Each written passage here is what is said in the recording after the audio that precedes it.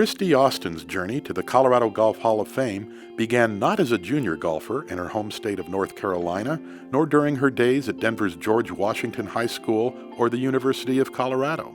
They began at age 26 when Bob Austin asked her to marry him. When I married Bob, who was a golfer, he was a 3 handicap at the time, he told me he belonged to Cherry Hills Country Club, and I said, oh, and this was after we were engaged, well, oh, how much does that cost? And he told me, and I said, well, I'm just gonna have to take up golf then, because divided by 2, it's pretty reasonable. And what a history she wrote. In short order, the natural athlete and competitor dropped her 54 handicap to scratch, winning 11 club championships at Cherry Hills. Yeah, and I saw Christie Austin as a player quite a bit over my 17 years as a head professional here, and she did have a program when she was preparing for a tournament. She was very disciplined about it, and she knew she wanted to get better, and she did get better. I would just give her a tip every now and then, walking by the practice tee. That usually works a little bit better, and you don't give them too much information. Just talk in general terms and conceptually of what you want to do. And she knew enough about the swing and had seen enough real good swings where she kept playing in more tournaments, and playing with Janet Moore was a very big help because I know she pushed herself to be competitive with Janet. They just kind of alternate winning the club championship. Christie and I have some really good matches together, and we have a lot of fun competing against each other. Christie's made me a better player. I'm so blessed to know her. She's a tremendous competitor. She pushes you to the next level. She excels under pressure. Christie's one of those players that if she's in a pressure situation, you know she's going to do well. If she has an 8-foot putt to make, you know she's going to make it, which is good sometimes and bad other times. So when we're in partner events and we're in a state tournament and there's an 8-foot putt to be made and she has to make it, I'm really excited about it. When I'm playing her in the club championship, not so much.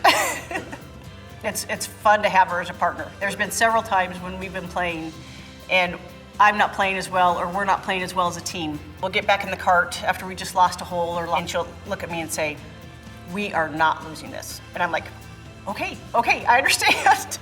Christie's playing accomplishments also include winning 3 club championships each at Colorado Golf Club and at Scottsdale's Estancia Club, where her margin of victory was greater than that of men's club champion Bubba Watson.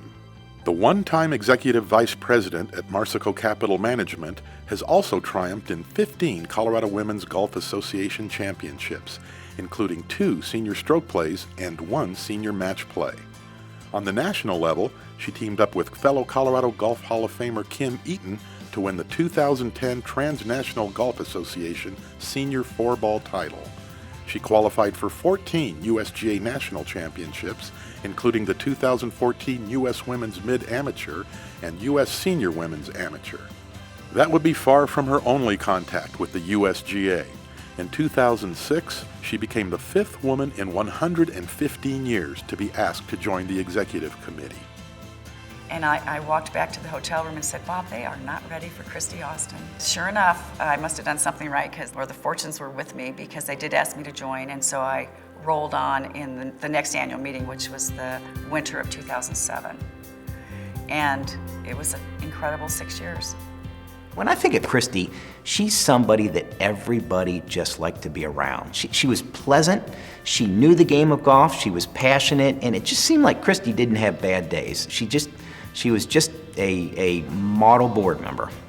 She not only chaired several championships, she chaired the finance committee, but one of the things I always remember is she was chairman of our amateur status committee, and that was at a crucial time because up until that point, there was some differences in the code in terms of being an amateur here in the United States versus being an amateur outside of the U.S. under the RNA's jurisdiction. And when Christie chaired the Amateur Status Committee, it was at that crucial time that we literally got the worldwide rules the same in terms of the Amateur Status Code. And that's something that, that has been great for the game of golf, and Christie was a huge part of making that happen. Christie became the first woman chair of the powerful Rules of Golf Committee, where she worked with the RNA on the well-publicized anchored putter rule.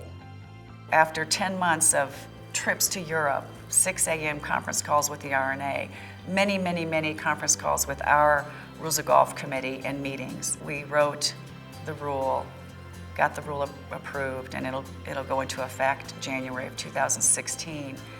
and it's less than 100 words. Rule 14.1b is less than 100 words. The first female in that position for the USGA. That could have had a lot to do with the first step in the Royal and Ancient, putting females, the women in that organization just this year.